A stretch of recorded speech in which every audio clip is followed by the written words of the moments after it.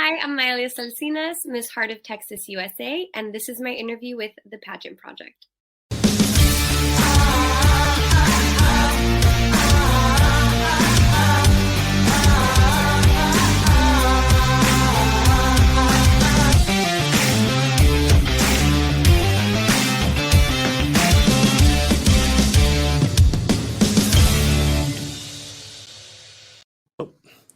Hey everyone, it's Adrian from the Pageant Project with you, and my special guest for today is Maelia Salcines, who is Miss Heart of Texas, USA. Maelia, welcome to the show.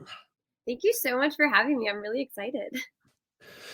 It's a pleasure. Have you ever done much like this before? I mean, you did the intro so flawlessly. It sounds like you've done some sort of broadcasting. Yeah, I kind of do some podcasts here and there and some interviews, so I think I've gotten the gist of it already. Very, very smooth, like a professional. Now, Maelia, apart from the pageantry, there's a whole list of other things that I wrote in the description to the interview. You are the founder / co-founder of Mental Monarchs, Correct. Which is a mental health organization, and also a co-author with your mother, I believe, of a mental health book, which I just have here. This is why I'm looking over here. Forgive me. You Can Do It Chickadee. I do love that name. That's an awesome name for a book. But to get started, let's start with the easy question. How did you get involved in the crazy world of pageantry to begin with? I would have never thought I'd be in pageants, not gonna lie. Years ago when I was in high school, I was like, I would never do a pageant. And then fast forward to 2019, I decided to embark on something that took myself out of a comfort zone, and I ended up loving it. I think the main thing I got from it was that you can use your voice and use it with a purpose and help other people in whatever way or whatever they're going through, and help, let them know that it's okay not to be okay, and you will overcome whatever you're going through. Because I know we all have issues. It doesn't have to be mental illness. It can be anything else. So I just realized, it's actually a really good place to reach other people with the message that you have.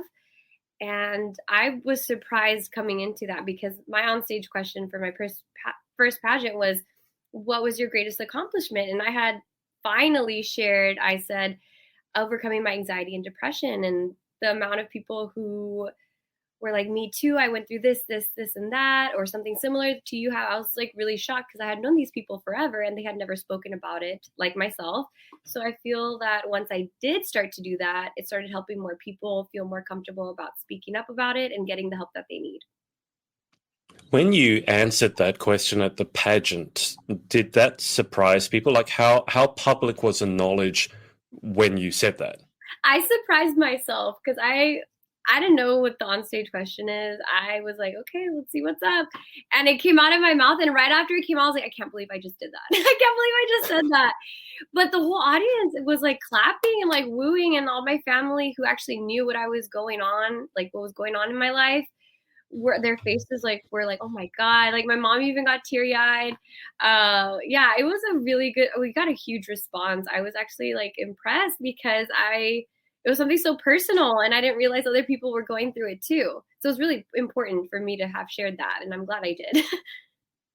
Well, it's something that we actually have in common, because I was just doing my research, and I was thinking of this when I read that, because I read somewhere that was kind of the first time that you'd said that publicly. Yeah. That poster that you see behind me, that's a book that I wrote about mental health. This is back in late 2017.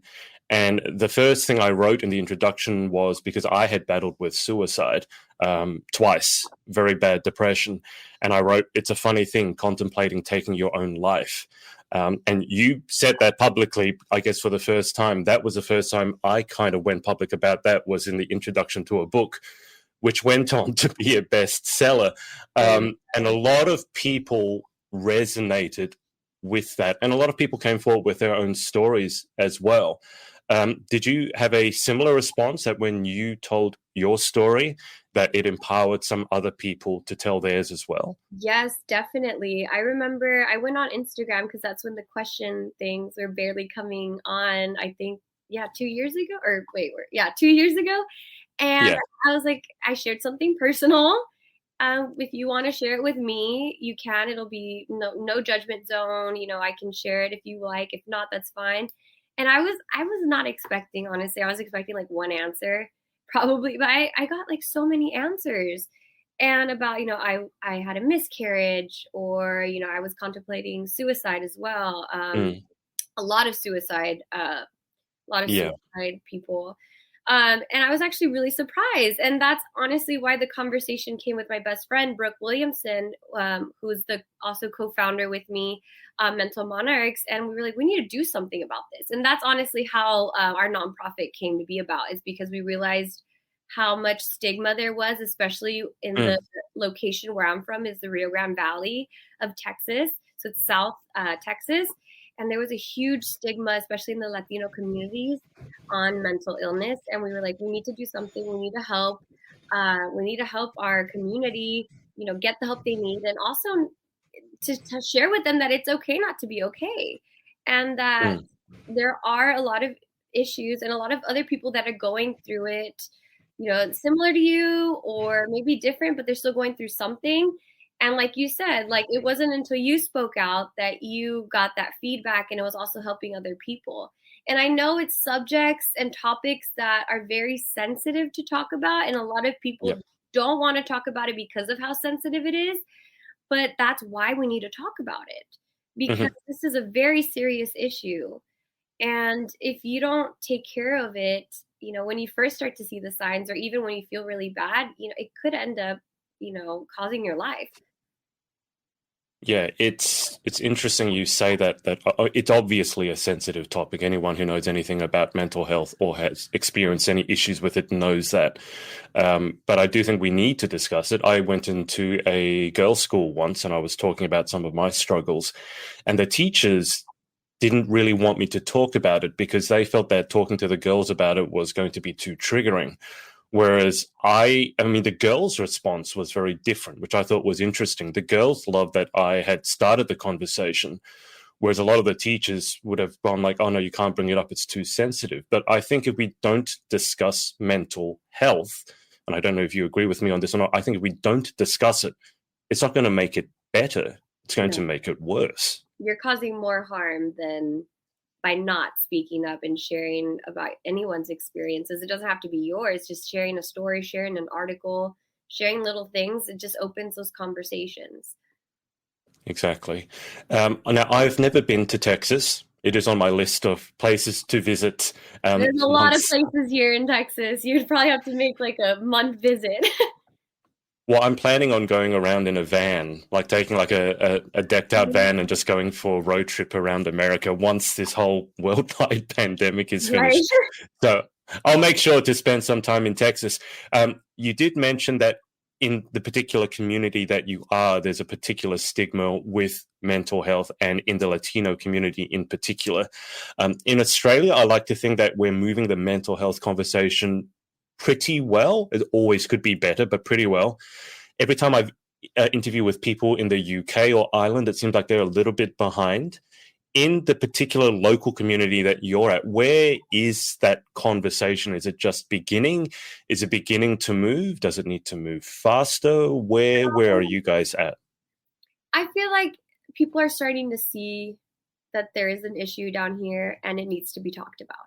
Because in the Latino community, especially if you're a boy or a man, it's like, suck it up, you're a man. Mm. That machismo and all that, energy and all that stuff. So you're expected to hide it, push it under the rug. And I think now, as we're having more conversations and people are starting to realize, well, there are resources I can utilize here, and things I can do to help myself. I think it's starting to get better. And I think the high schools are actually, McAllen ISD, I know for sure, is doing a really good job with implementing more mental health initiatives. The other day, I just went to a mental health day. It was like a little day event where they had a lot of high school kids from the age 15 to 18 talk about Hmm. their experiences with contemplating suicide and self mutilation. And it was very touching because that's when I was going through everything that I went through, and I had no one. I couldn't even talk about that. To Mm. admit that I was cutting myself, like I didn't even admit that till even after spoke about my Yeah. mental health journey. Yeah. Was and to hear these kids sharing these stories, I just I applaud them because that's exactly what I needed, and they're going in that right direction, and they're going in that right path, and I see it becoming a really big thing, and the more schools get involved, because Mm. you spend like 7 hours a day at school. The more schools get involved and really help the kids out, and tell them it's okay not to be okay. We have the help that you need. If don't hesitate to ask. I think the more we'll start to see it become less stigmatized and more talked about. I am glad that you brought up the topic of cutting. I did see that you'd written that in your book review, that was on, I believe, on the Mental Monarchs site. You mentioned that before.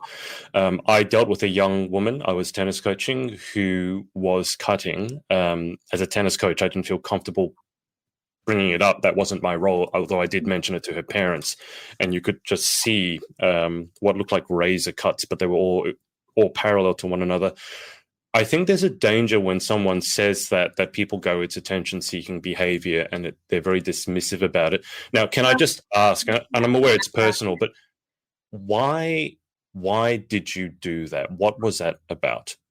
And when I try to explain it to people that don't know or haven't experienced it, they kind of don't get it. But when I do explain it to someone who's done it, they totally get it. Mm, It makes me feel like, okay, so I did it. I did it because I wanted to feel something. And I know it sounds dumb. To me, it was because I wanted to feel something. I was going through so much depression. I didn't know what to do. I didn't know how to act. I didn't know. I just felt like maybe if I did this, I would feel something. And I kept doing it. And I don't mm, understand why I did it. I still can't really explain to you why I did it, but I just know that I would be very embarrassed about it. I would have to wear long sleeves to cheer practice yeah, and cover it up, hide it up because I was very embarrassed. And because of those, attention seeking and all yeah, the labels that you're labeled with. And that's also a main reason why people don't want to talk about it. But honestly, I think I did it because I felt like I needed to do something. I felt nothing and everything at the same time. If that makes any yeah, sense. Because I did have like deep depression going into like in high school. And I just cut because it wasn't that I was trying to commit suicide or anything like that. It was just that I was mm, trying to feel something. And I mean, even to this day, they're reminders, the scars are reminders of everything I've overcome wow, and everything I went through. And now I'm okay talking about it because, like I said, when you don't talk about it, that's the problem. That's where we start getting into let's hide it, let's not talk about it. And as much as it's frustrating having to answer the question every time someone sees my arm, like what happened to your arm, I explain it anyway. yeah, yeah. That opens up a very deep conversation. I think a very confronting conversation for people who are unaware about mental health. But I think it's also an extremely important one.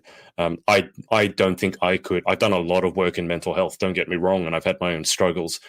But I make a very big point of not saying I can understand what you felt because I So, can't. I yeah. haven't. I've never cut. Um, just from the point of view of how you moved past that. So you said you were in deep depression. You felt like you didn't feel anything, but it was overwhelming at the same time. So you cut just so you could feel something. How did you well, let's just talk about recovery, because it's one thing to have the bond. There are people going through issues, and I think through 2020 it's gotten worse because so many people were locked inside. There was so much craziness going on. So many people lost their jobs. What were your first steps towards recovery?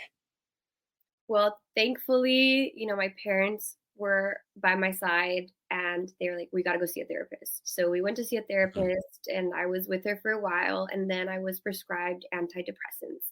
So that really helped me become more sane and also helped with the therapy as well. So that's when I mhm, felt myself getting better. I wasn't cutting anymore after that. But then I went to college and I thought I was okay. I thought I was okay. I was on my own, whatever. Okay, let's wean off a little bit. So I did that and it was good for a while. But then I got into a relationship and that kind of just threw things off. And Hmm.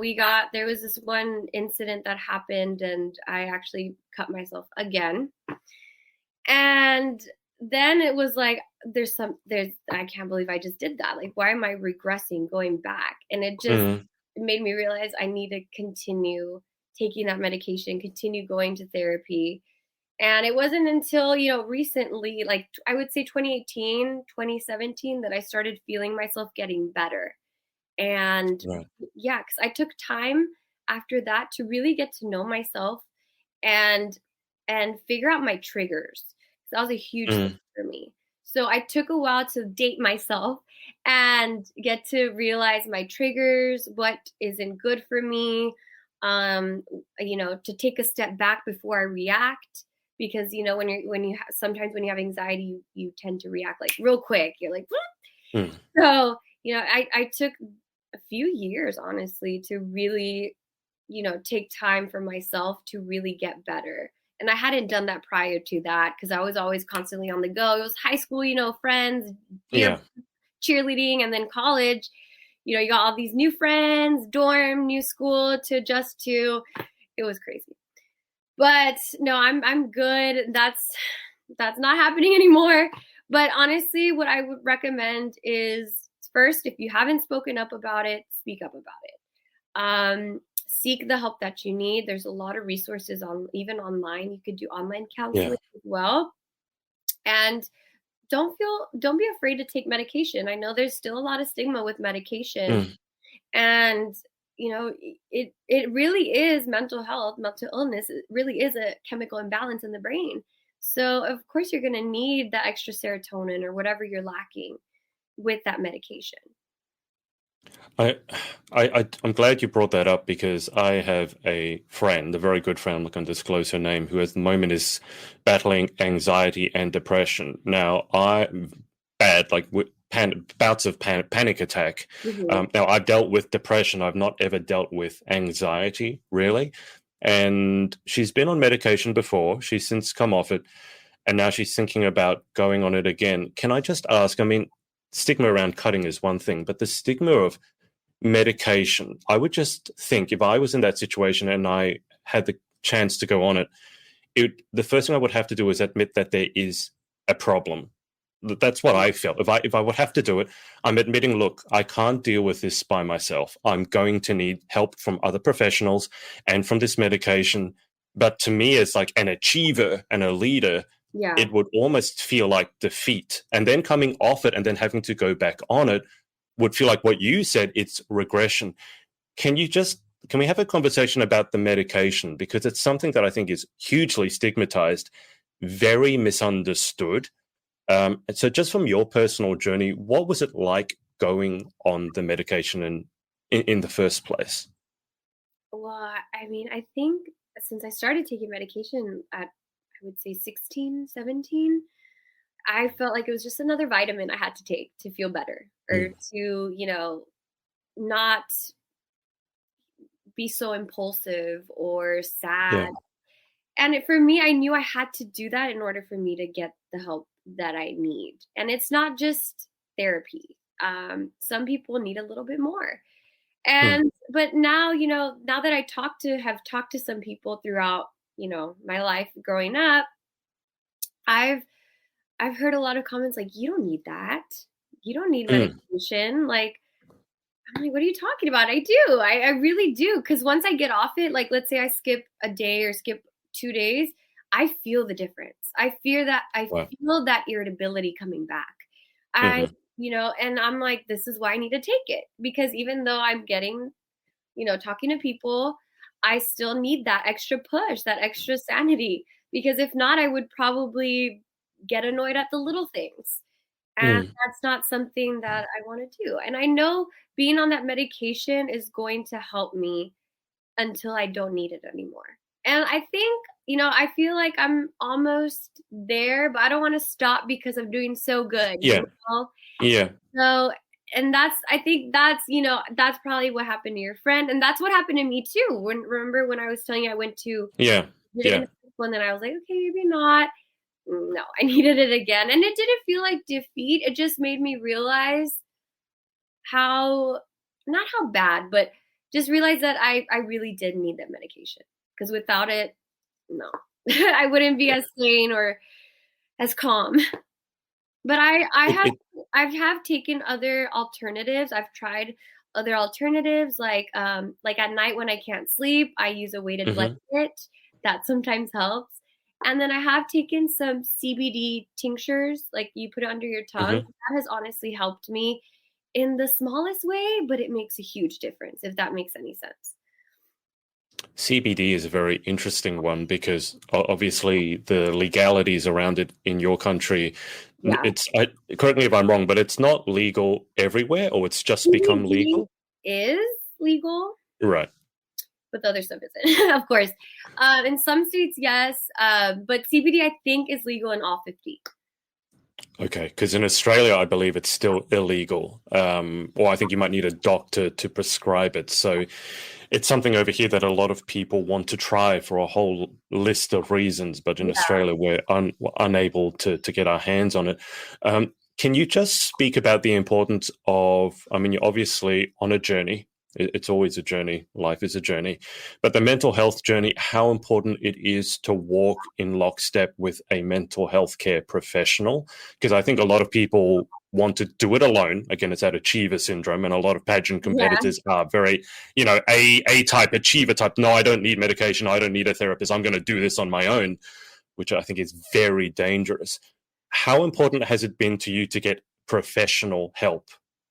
I feel that without professional help, honestly, I wouldn't know where I would be today because it's not like I was dreading my therapy appointments when I was younger, but after leaving, I felt Mm, so much better. I really did. And I think it's very important to go to a professional because we have so many questions about ourselves, about our why are we like this? Why are we thinking that they can answer those questions and kind of make you feel at ease. Not only that, but they make you realize and internalize things that you probably wouldn't if you didn't go to a mm, professional. And so you realize your triggers or, what causes me to react this way. It just makes you realize certain things that you probably wouldn't know how to deal with your mental illness without seeing those people because they have years and years of practice. mm. And not only that, but they have clients, and every client is different. Not everyone's different with their experiences with their mental illness. You can have the same, but the experience is still different. So they can always provide another side for you to look at, and more Yeah, feedback. I think it's very important to go to a professional, especially if you feel like if you don't, something might happen. of course. Let's talk about Mental Monarchs for a sec. So when in the timeline, so you had the pageant and you spoke publicly about your struggles. When did Mental Monarchs enter the picture?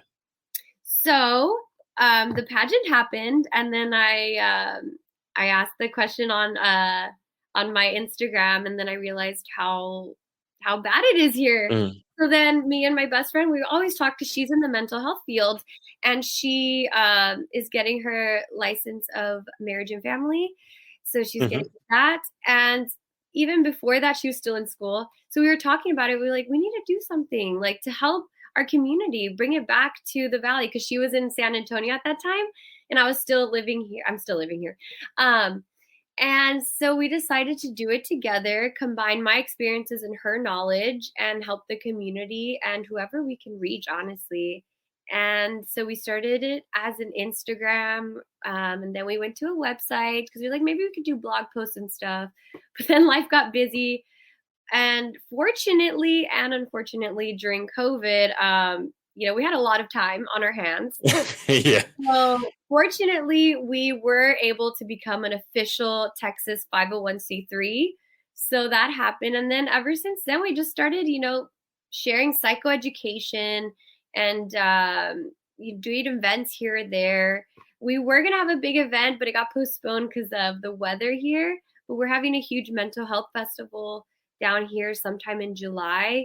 So we're really excited to get, people connected, and we want pop-up shops to come there, and we're going to have a huge farmers market. So we kind of want to bring the community together as well, and share the mental health awareness to everyone. That sounds lovely. And obviously July for you guys is summer. I mean, we're in the middle of winter I here. It's too hot over here. It's too cold over here. I'll gladly swap places with you, believe me. Australia is somewhere I've always wanted to go to. It's gorgeous. Well, I've never met anyone who came over here from the US who didn't like it. I mean, I did have an American friend who came over here and she couldn't find her American food, which she wasn't happy about that. But the people and the environment, I don't know, you guys. No, some weird, like, there's rather than one type of chips, they would have 100 types of chips where she's from. She's from Florida. I don't know if that makes any sense. Yeah, there's some different, like there's like some different chains on different states that, like, you can only get Whataburger, which is like our like burger fast food chain that is in here in Texas. But I think they're starting to expand to other states. But it's a huge Texas thing. So if you ever go to Texas, you have to get Whataburger. Whataburger? What a burger. Oh, okay. I was like, Whataburger. I'm like, why do I want water in my burgers? No. What a burger. Yeah, no. It's probably like on every corner if you go or something, but it's delicious. Yeah. I had you have to go. You go there. I will do that. I had a young Texan pageant competitor on the podcast, and she was talking about Texan barbecue. So is that she said best barbecue in the world, and I've never had it. So is that a thing as well? There's a lot of good barbecue places here in Texas. So honestly, anywhere you go, it's going to be amazing. And if you ever come to the border, the south border, you'll find amazing Mexican food. Amazing. That's where I live. I live like on the border of Texas on the south, and there's amazing, authentic Mexican food here. I'm getting so hungry right now. I love tacos. It's Taco Tuesday. Mexican food is one of those foods I just feel is so wholesome, and it's like a family food. You have a big bowl of it in the middle, and you all dig in, and it's not just the food; it's like a sense of family. It's like, yeah, it makes you really happy. That's what I was going to say. I don't know why, but for some reason, it just makes you happy. So now I think I'll have Mexican for lunch. With Mental Monarchs, what is the longer term goal? Is it to get into schools? Is it to have more festivals? Well, we definitely want to spread out throughout Texas for sure. We want to have more presentations wherever we can go, police academies, schools, anywhere. What we would love to do is open our own practice where Brooke can, do her thing and I can run it, or because I'm getting a technology management degree, so that has to do with HR and stuff, so I could run that. And then we could just, help other people and grow that way. Owning our own practice would be our long-term goal. That would be amazing. Let's switch focus to the book, You Can Do It Chickadee. Just as a silly question, why? Oh, there you go. The chickadee, is that something that Texans say a lot? Is it something that Americans say a lot? Because I know what it means, but to have it on the cover of a book is a first time for me. I think chickadee. My mom always says chickadee. Like, she always says, and she would always tell me, "You can do it. You can do." Even like we'll have little conversations, and she'll say, "You can do it," and I'm like, this just brings it all full circle. No, but chickadee was just, it was a chicken, so we were like, "You can do it, chickadee." It was just a cute little nickname, and but it's kind of funny because my mom does say, she calls me sometimes chickadee, even when I was little, and she would always tell me, "You can do it." So it kind of just worked out. But yeah, this book was about what I went through as a teen, even though she is a little kid. It's for children. And then also with the help of her mom.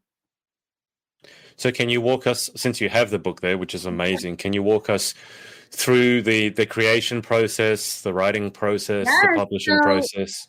We wrote this book in 2019, and my mom has written a good amount of books before. She's a freelance writer and she does a lot of writing. She's written for Chicken Soup with a Latino Soul and other books like Oh that. wow. But so she's Mhm. already written books. So she, was like, why don't we write a book together? And I was like, oh my God, yeah, that would be so cool. Like, all right. I just thought it was an idea that she threw there. But no, Yeah. it was a real thing. So we were like, okay, let's sit down. I definitely am big on early childhood prevention on mental illness. So I definitely wanted a children's book was perfect. Mm. And it's easier to bring up that conversation with a book, and have parents talk to their kids about it. So we wrote it and we contacted a publisher, and they were the ones who helped us with the illustrations and marketing and all that fun stuff. But it happened fairly quickly. And we were actually really surprised, like that it was actually happening. It happened, I guess we started, I would say like a year and a half it took. So it was pretty good. Wow. We're Okay. already working on our second one. Is the second one going to be a children's book as well? Yes, it's going to be a series. So it's going to follow the You Can Do It series. Right. And So I can see there's a oh yeah, we have a sticker. there's a Yeah, we are part of what's the that? Mom's Choice Awards. It's an honoring excellence. They do a lot of awards on like family friendly media products or services. So we got an award from that, and we're really happy because now we can put the little labels on all their books. Yeah. And that's available on Amazon, and I can even Amazon get it. and BarnesandNoble.com. Right. Amazon's good because I can even get it here in Australia. So I'm going to Yeah. assume that you can get it internationally. Even on the back, we wanted to write a little bit on tips and tricks, or not little tips and tricks, but letter to the parents, kind of Mm. inform them, like if your kid's going through something, it's okay, like be encouraging, be supportive, and little things they can watch out for. So we definitely wanted to include that in some statistics, just so, the stigma can go away a little bit. Yeah. Yeah. I mean, the earlier you start the conversation, the better, right? Exactly. And that's Can the whole point. Sure. Can you give us some of the stories or the feedback you've heard from parents who've got the book and read it to their kids? Yes, I've gotten a lot of, even from my close friends who have kids, that they love the book so much and that they felt that it was very important to bring up the conversation, and this was the perfect way to start talking about it. And just by Mm. mentioning like she doesn't feel good, but she has to take like this medicine so she could feel better and stuff like that. So we definitely did talk about medication in this book as well. And we mentioned that Chickadee was a little nervous taking medication because she didn't know how the others, her friends, would react or think about that. So we did mention that, but then Mama says, "Well, you need it to feel better." So yeah, so it's like it was kind of like we did want to bring everything into it, including medication, and even she has a little Mm. therapy session here somewhere in the book, but she has a little therapy session, so it also eliminates that stigma on therapy as well. What was it like working with your mum? I get the sense for you it was great. For some people, if they did that, they would end up killing each other. What was it like No, co-authoring a book with your mum? my mom is like my best friend, so it was kind of frustrating at times because she's a certain type of way. She's a planner. She's like, okay, we need to work on this right. Hmm. I'm like, no, like let's chill, let's relax. But other than that, no, it was perfect. It was great. I don't like this. This was, if it wasn't for her, I don't think like any of this would have happened. So I'm really grateful that she thought of the idea and that we actually did it. And now it's a going to be a series. That's amazing. I can't wait to see how it goes. Hopefully, it'll be like the chicken soup for the soul. I know. This is a little therapy session. Chickadee with her mom. I love the illustrations. Yeah, she did a great job. She's actually from Italy. Oh So wow. Okay. yeah, her name's Maria Ballarin. So yeah, she's actually from Italy, and yeah, so this book, it was just very important to share because like I said before, I think you need to start those conversations earlier. Mm. And especially now that all these kids went through, on the transition to uh, in person learning to online Yeah, learning, and everything was virtual. I think they also felt some other type of way than they normally wouldn't. And I feel like a yeah, lot of people think that kids don't have issues or don't have problems and everything's okay. But the fact is that these kids, you see them at school, but their their lifestyle at home can be totally different and can mm, be extremely toxic. And you just never know what anyone's going through, so you can't assume that it's okay, especially with kids. absolutely. Absolutely. We just got a comment here from Priscilla Londoner. I hope I pronounced that correctly. My girl using her voice. Oh, Go, I Mai. love her. She's our new Miss Houston USA. Oh, well done, Priscilla. Yeah, she's amazing. She's doing great things. She just got crowned, I would say not that long ago. of like a few weeks ago. Yeah. From my understanding, pageants in Texas are huge. Like Oh, pageantry really? in Texas is bigger than pageantry in And this entire country. and since we were talking about how it all started, I always had this thought of pageants being negative and very like Mm. catty, and that is not at all the experience I've had at all. Everyone has been so nice, so kind.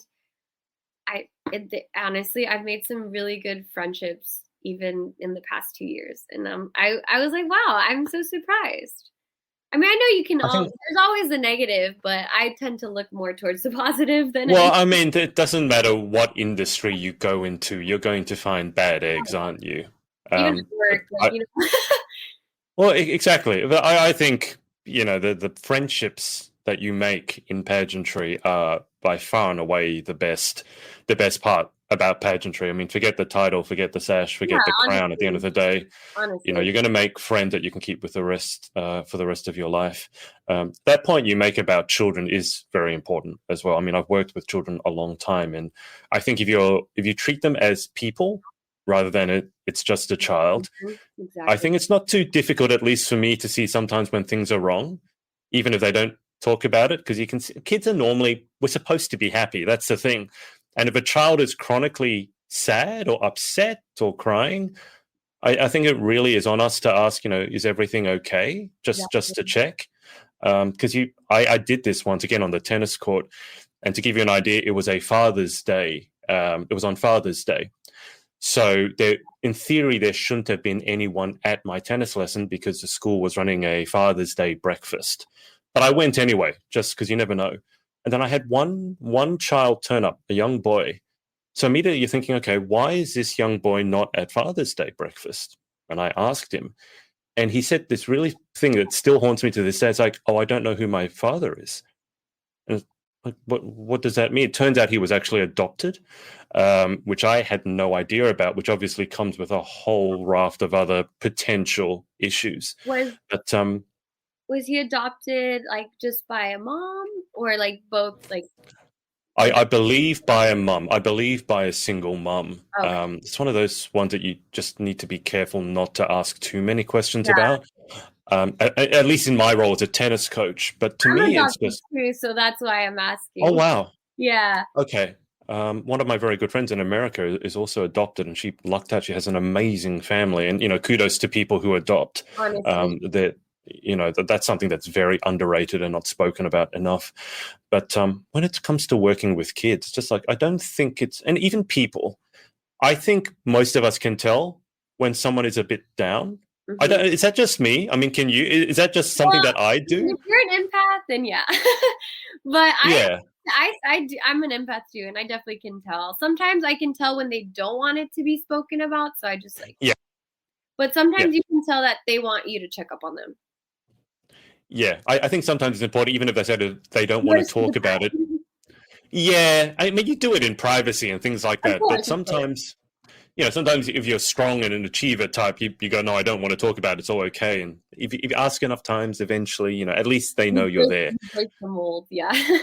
Yeah, you just, keep chipping away, keep chipping away, keep chipping away. Well, look, I love talking about that. That's amazing what you're doing.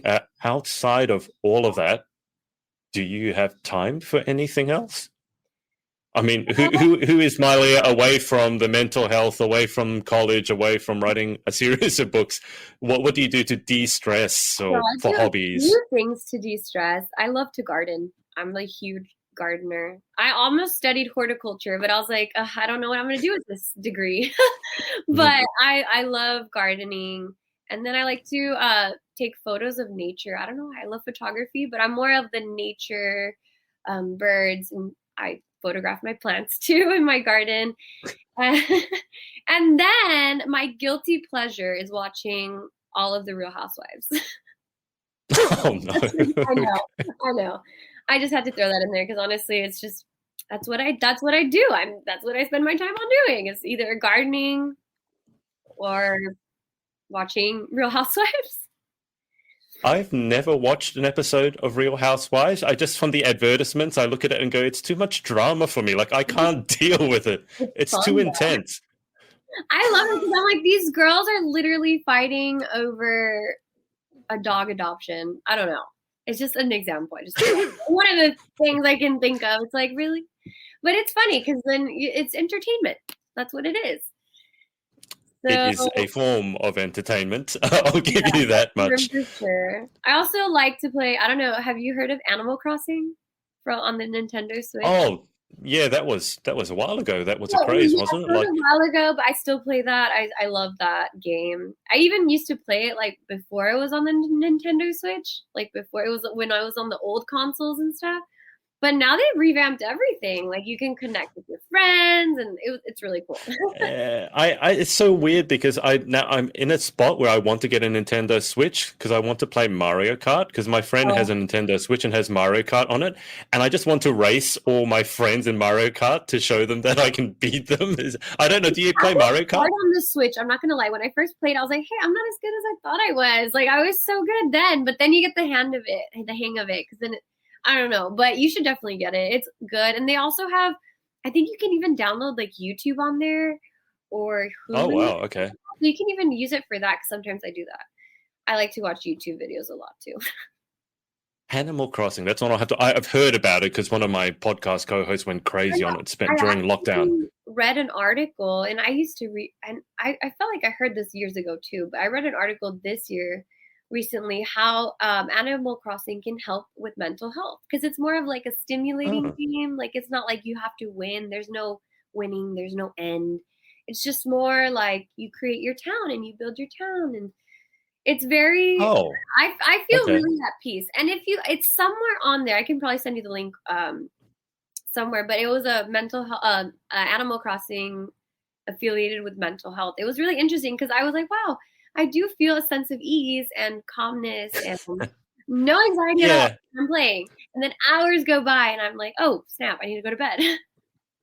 yeah, I can see that. I understand exactly what you mean. The one that a lot of my friends got into and I got into, somewhat embarrassingly, was The Sims. Have you heard of The Sims? Oh yes, yes, I got into Yeah, that where a you little bit, but not crazy into it. I got into it and made all my Sims pageant girls. So I made my friends into Oh pageant my girls. god, And I don't know if that's this is any impressive. indication. I just let them do what they wanted to do. You're supposed in The Sims, you're supposed to tell them what to do. I let them do Yeah, whatever they wanted to do. Within the first 5 minutes, one of the girls set the house on fire and burned to death. well, I mean, I they're. don't, I don't know if that's a sign. I'm just kidding. Wow. Okay. Okay. That's a little intense. You're like, let them do what It they want to do. it is. That was probably the last time I played The Sims. Gardening. What do you like to garden? Are you gardening for the pretty Um, flowers? Are you gardening stuff you can cacti, eat? The fruit, cacti, vegetables, cacti. succulents. My favorite is hibiscus. I love hibiscus, and they only bloom for a day, so you get that pretty bloom for just a day, and then get a new blooms the next few days. But I like it My because parents. I love watching my plants grow and grow and grow. Because I've had them since they were in like a pot, and now they're fully on the ground, like doing their thing. So I've loved to see them grow every year. You just kind of Yeah. notice it, and you're like, oh my gosh, I didn't even realize how much it's grown. My parents they used to have a big hibiscus plant out front. So it's one of the plants that I do know about. And they made the mistake of telling me when I was a kid, look at that hibiscus, it's bigger than your face. So, what did I do? I went and, put my face right Yeah. into the hibiscus flower and destroyed it. It was like, if you tell a kid it's bigger than their face, what do you think is going to happen? So, So, did you like last Madison, Puerto Rico's hibiscus national costume? yeah. That was my favorite national costume of all time. Favorite. I might be a little biased, but I don't care. It was gorgeous. They couldn't have done a better hibiscus. I was so happy. It's it's one of the few plants I know. It's hard when you in pageantry and you know as many of the girls as I do and you're friends with some of them, and it's I'm Australian, so I probably should support the Aussie girl, but I'm best friends with Miss Universe Ireland, so I'm like, who do I support? Sometimes it's better just not to say anything, because whichever way you go, if you don't say it, they're like, oh, well, you don't support her. I was like, well, I never said exactly that. I never said that either. no, whichever way you go you get burned, so sometimes Honestly, it's just like in whatever, it can be politics, it can be anything. There's always going to be someone who's not happy with it. So let's not talk about politics. I'd rather talk about Animal Crossing, if that's okay, than politics or anything else. Now, Maelia, I always finish interviews with the same 10 questions, but just before we go to the final 10, is there anyone that you want to give a shout out to for supporting you along your journey, pageantry and otherwise? There's a lot of people. I'll just mention, I'll name my mom, Priscilla, who was on here, Chelsea Morganson, all my Texas Crown Production sister queens and director, and all my friends out there who are watching. But yeah, that's pretty much it. If I had it ready, I would have like a list, but we don't have time for that.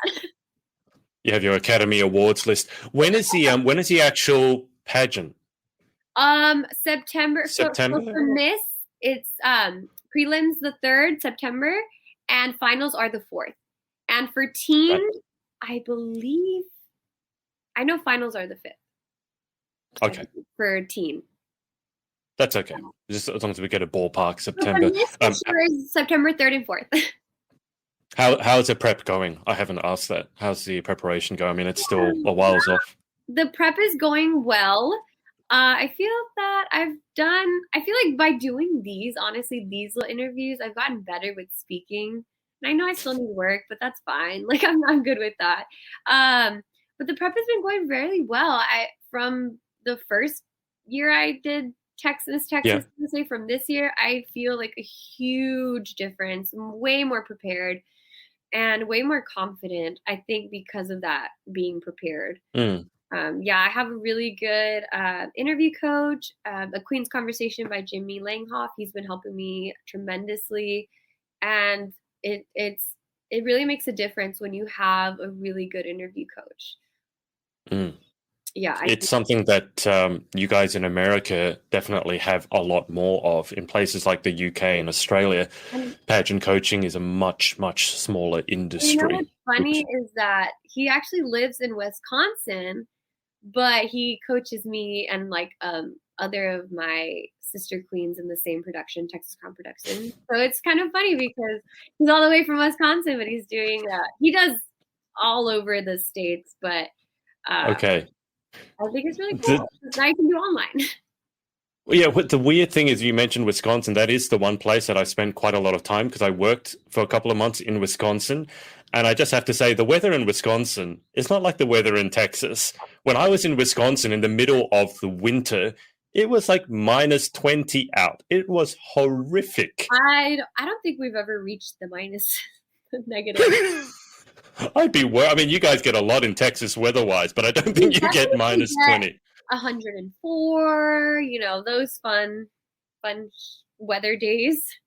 What's the humidity like? Heat is one thing. Is it humid? It depends on the area you're at, to be honest with. Because I feel, now it's been raining, so it's very humid outside.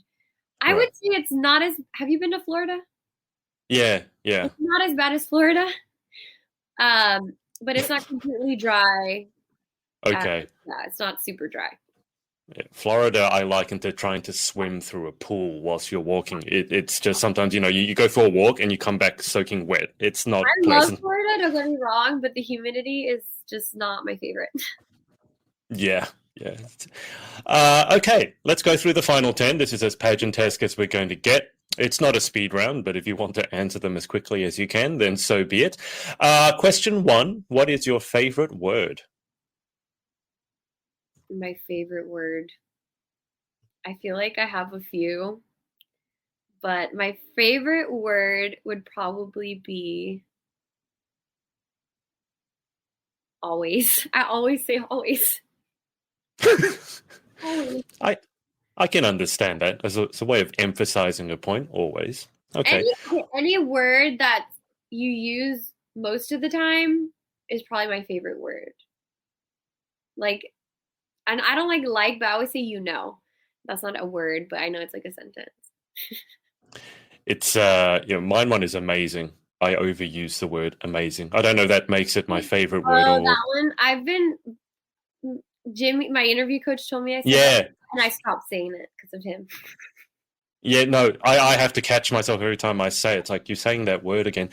Question 2, what is your least favorite word? Pimple. I think it just sounds gross. Well, you just reminded me of that horrible show. I think it's a show, Dr. Pimple Popper. I love that show. I'm not gonna lie. Oh no, you can't watch that, surely. It's funny because I work at a med spa, and every time we get clients in, I'm like, if you have a pimple to pop, please tell me if I can record that because I will. And I'm not the only one though who likes pimple popping videos. Oh. Hey, but some of those are like cysts, like huge. No, but I'm not hungry anymore.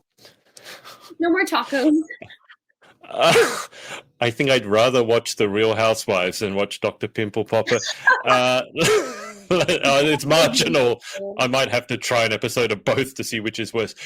Question 3. In life, what gets you excited? What turns you on? Well, what gets me excited is knowing that I have an extra 24 hours to utilize and do as much as I can. Or if I need a rest, then I'll rest and take that day off. But I think just knowing that there's time and it's whatever I choose to do with it, that gets me going. Nice. So that's what turns you on, and then what turns you off? Repeating myself. Does that happen often? Yes and no. I don't know why. It's like a weird thing. It's because I feel like throughout my whole life, a lot of people have asked me what my name is, like over and over again. And I think just repeating it got a little bit annoying to me, especially when we have substitutes in class. I'd be like, every period I had to go in and like, to the point where my friends would do it for me. Like they would know I won't answer. Not that I won't answer, I won't be rude about it, but they would answer for me and they would get pissed because it's like, because I get asked all the time. So I think how do most people pronounce it? If they don't know, I would imagine that they're going to say something like Maelia Salcines. Maelia, I've heard. What do they call me? Maelia is like the number one. Maelia. So sometimes I don't even correct them. That's sick and tired of it. Just call me whatever you want. Yeah, that's why I when I meet people, I'm like May. But sometimes I say my real name. Right. I mean, if you come to Australia, you're going to get an Australian nickname, and I can promise you it's not going to be anything like that. Looking at your name, it'd probably be Salco. It'd be Salco or something like that. Us Aussies, everyone gets a nickname ending in O. So it's like, for example, we call it McDonald's Maccas. We call a service station a servos. So everyone gets a one-syllable nickname. So, or a simplified nickname. Cool. It's because us Aussies, dude. Dude. Yeah. No, dude, buddy, we don't use those words. We use mate. G'day, mate. Mind you, I don't say that very often. Yeah. Do you know anything about Australia? Just out of interest, I always like to ask Americans what they understand about Australia.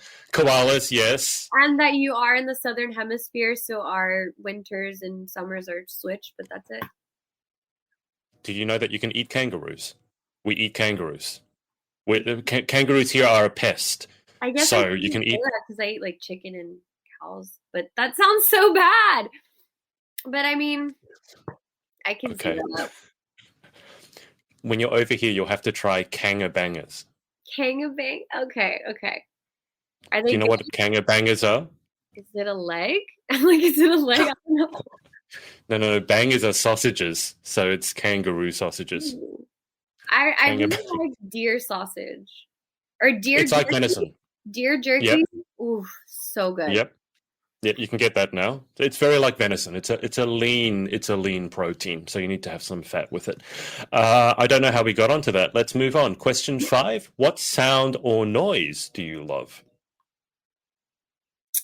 Rain on just on a roof or even like a metal thing. Just the sound of rain.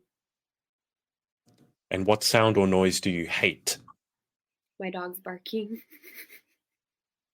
I only say that because it's not like they bark once or twice.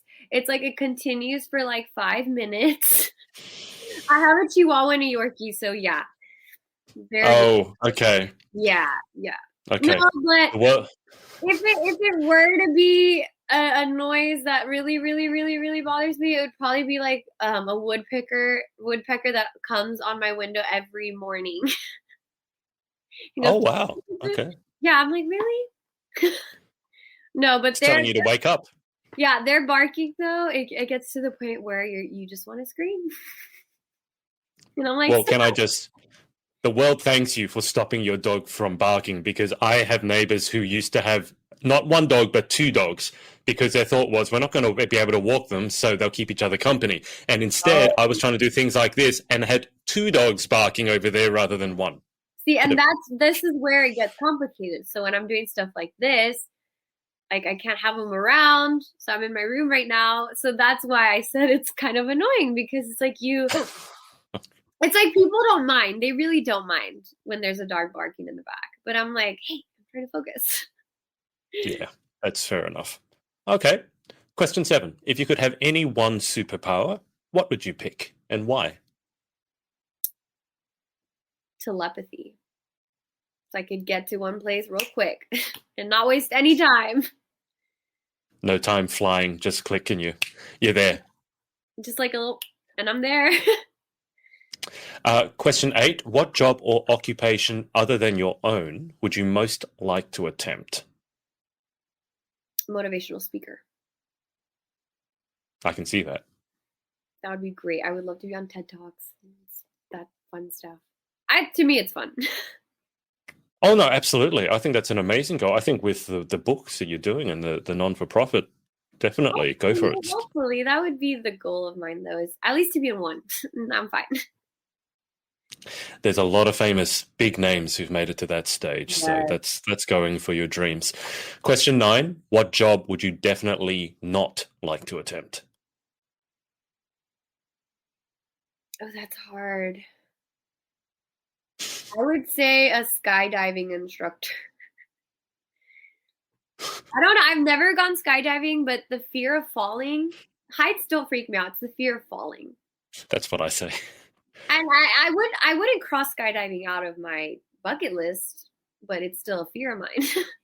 I'll still do it, but I don't think I could do it over and over again. But the worst part about I've skydived twice. The worst part, if you are anxious about it, is not the jumping out, because that's over very quickly. You get kicked out. They do that on purpose, because otherwise. So what happens is they say we're going on 3, and they always kick you out on 2, because if they kick you out on 3, you will grab the door frame, and then they can't get you out. So like, we're going on 3, okay, and okay, 1. Bang, on 2. That's exactly what someone else are taking notes, so they know. I hope I haven't ruined that for them. But it's the flight going up, because, you know, you're in a plane, it's a small plane and the door is open. Like normally when you fly, the door is closed, but the door's right open there. And there's people will hang their legs out like the instructors. I mean, mind you, they do have their parachutes on, but to them, it's like dangling their legs off the side of a boat. True. Or a helicopter. I guess the helicopter's kind of the same. Yeah. But I mean, to me, I wouldn't. Fly, though, I think. No, but I don't know. My dog's at the door. I just heard her. I can't hear anything. I heard her cry. So if you hear something, it's her. No. So yeah, I would not want to be a skydiver. I want to go at least once and see if I like it. But imagine having to do that over and over again. I mean, it must be fun at that point. Like, you hope so. I know. I hope. But yeah, I think the going up is where you're like the most. I mean, the instructor that I went with was doing like 6 or 7 dives a day. So they'd gotten up to like thousands of dives. So, yeah. I think they still find it exciting, though. You never get quite over that adrenaline. Okay, final question. So that would be great. Well, there you go. Got to give it a go.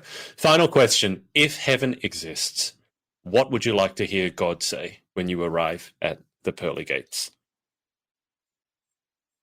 I just want him to tell me that my family is waiting for me, honestly, and my pets. I would love him telling me that. So that would be that's the first thing I would look for. Perfect. Okay. Well, Maelia, let's call it there. Thank you so much for your time. All right, thank you so much. This was a lot of fun. Yeah, it was. And I love the talk about mental health because it's a very, very important issue. So best of luck, not only for the pageant, but the book series and your work with Mental Monarchs. I'll be watching with great interest. Thanks to everyone for watching as well. I'll just keep you on the line for a sec whilst I hang up with the audience, so don't hang up on me just yet. Thanks to everyone for watching live or on the replay, and we will speak to you next time. Bye for now. Thanks for watching. Just a reminder to you entrepreneurial types to come and join us at our Facebook group, facebook.com/groups/the pageant boss. I'll see you inside and see you in the next episode.